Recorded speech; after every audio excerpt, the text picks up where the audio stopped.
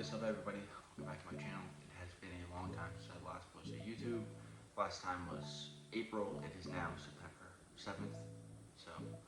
But yeah, I am running a marathon tomorrow. People who didn't know, I have been training last 5-6 months for 2 race events, 1 marathon, which is tomorrow, and then a 100-kilometer, 62-mile ultra trail run November 2nd. So that's about 8 weeks away. So right now, focus is this marathon. We're getting sub 3:30 tomorrow. We're running the Beantown Marathon in Massachusetts. So how this video is kind of working, and we're going to kind of go over behind the scenes stuff. We're going to go over carb loading and my approach to carb loading and all that good stuff. But yeah, it's about 10 o'clock now. I had a little slow start today, just trying to sleep as much as I can and give my body as much rest as possible. So got some water with salt here, and then we're gonna head for a little 2-mile shakeout, and then just kind of show you what I'm eating to fuel my performance for tomorrow.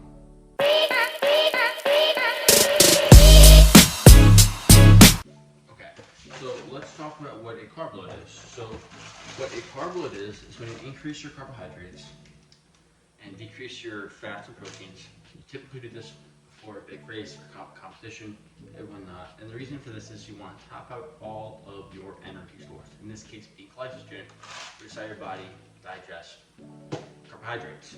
So, good rule of thumb is, honestly, this is my first time doing a carb load. I did a carb load for my bodybuilding show, but that's because I wanted to get as vascular as possible, not because I wanted to help out my energy stores. So I'm playing around with it. So what I kind of read, found out, is anywhere between, take your body weight in kg, so I weighed 77 kilograms, and times that by, I've seen people times it by 5, and anywhere between 10, some people say 8 to 10. There's no exact number, but definitely play around with it. I'm playing around with it, so I didn't want to do this massive carb load where I'm, consuming 700-800 grams of carbs a day. I don't know how my body responds to that. So that's why I'm doing around 500, because I think my body can, that's not too high where I don't think it's going to be this crazy thing. So play around with it. I know for my ultra, I'm going to probably play around with those higher numbers and to kind of test how my body responds to a high carb diet. But yeah, so on the menu for breakfast, we got Krusty's pancakes, scoop of protein, which I'm almost out, might be like half a scoop, and a banana. Oh, thing about bananas is when you are having a high carb diet, you want to stay away from high fiber foods. Bananas are not high in fiber, because foods that are high in fiber makes you poop. And the last thing you want to do when you're running a marathon is have diarrhea or stop 10 times to the bathroom. My last marathon, I didn't even track my nutrition before. I just kind of went into it. I remember like the day before, I had like 3 pieces of pie. I just was eating everything. I'm just carbing up. And I ended up having diarrhea. And yeah, I just had to stop twice, which isn't fun. So yeah, but you live and learn. So here we are, making some pancakes. So, alright, this is what we're looking at here. So, with the banana mashed up. Usually I do blueberry pancakes. I make pancakes a good bit. They're one of my favorite things to eat after like a long run, where I need to kind of consume a lot of calories.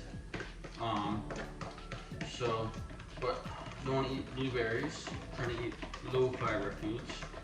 So, smells good. Throw a dash of cinnamon in this, and I think that would be the final kind of touch. So I have cinnamon.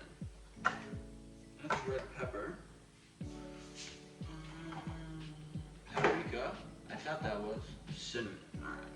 Take a dash. Yeah. Oop. That should work. Alright. Yeah. Yep. Especially with the cinnamon toast crunch thing. It's got that like cinnamon kind of pancakes. They're really good. Alright. So I'll let you know how these turn out.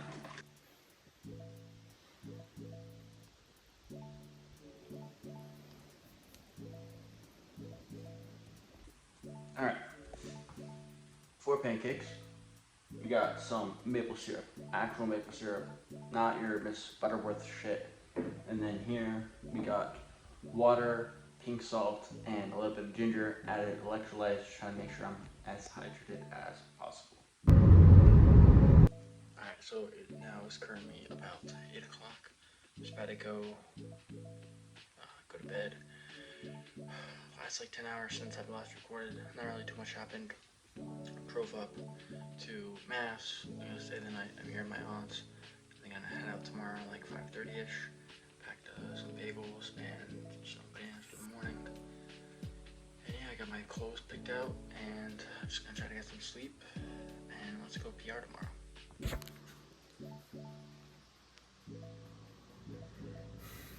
It's your phone.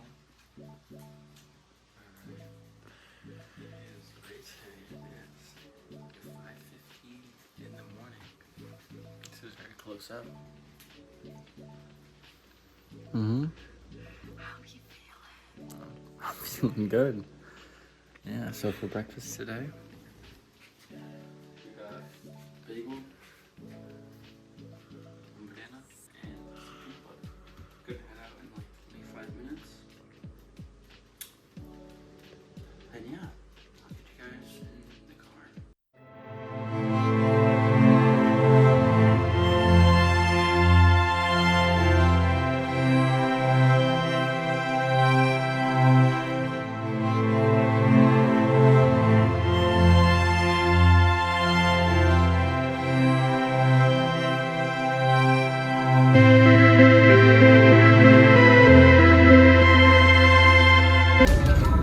so it's 6:36.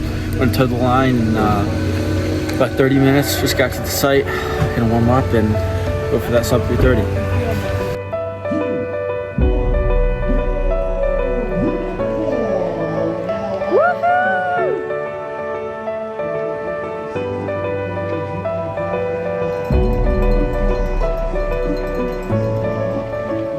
Go CJ! CJ, you got this! Woo! I got it right here. You got this! Yeah, you got this! Woo! Yeah, CJ, you got this! Yes!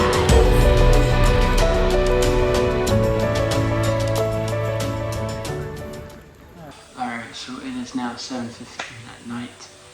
I got back not too long ago, just kind of showered, relaxed, just my massage gun, just all that good stuff. But here's some of the swag we got. We got a sweatshirt, says on a scale of 1 out of 10. I'm 26.2, kind of corny, but I like the color. And then here's the medal. It spins, which is cool. But yeah, official time 3:31:46. My goal was sub 3:30, but honestly, I'll take a 3:31. I felt pretty good, to be honest. The first 20 miles, I was rolling. Every mile, like, was sub 8, sub 7:55. I was ripping 7:44, 7:55s. Pretty much, like at the half marathon mark, I ran a 1:43,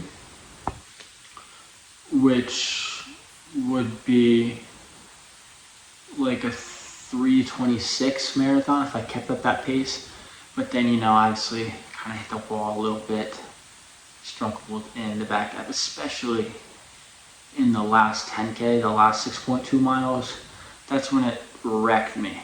I think it was right after mile 23, like around mile 23 and a half.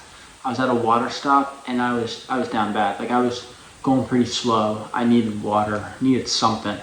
So I kind of stopped to get water, and then my left hamstring was completely cramped up and I couldn't even move. Everything was like just painful.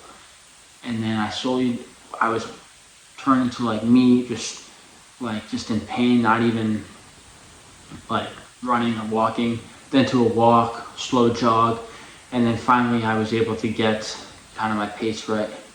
But I will say the number one thing that I am very proud of myself was how I handled nutrition, both going into the race.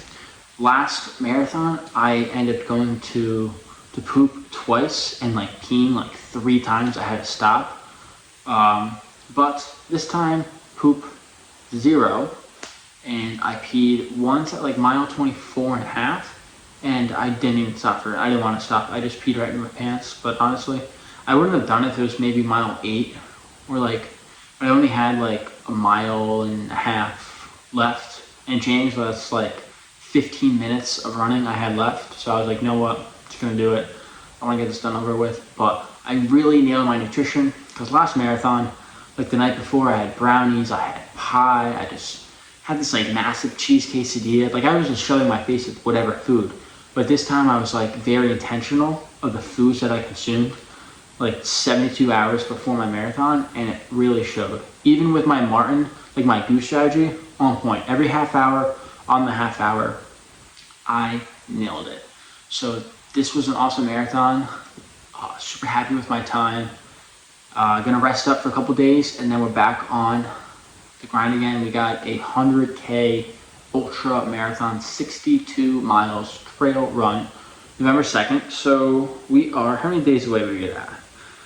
We are 7 weeks and 5 days away from that. So we're gonna rest up this week. Maybe my long run will be like 6 miles on Saturday, but pretty much resting because it's a marathon, not a sprint. So don't want to rush back into it, because we're gonna be increasing mileage the next 2 months. So yeah, well, I'm glad to be back on YouTube. Haven't posted in a while. So if you made it this far, I appreciate you. You guys all have a great night.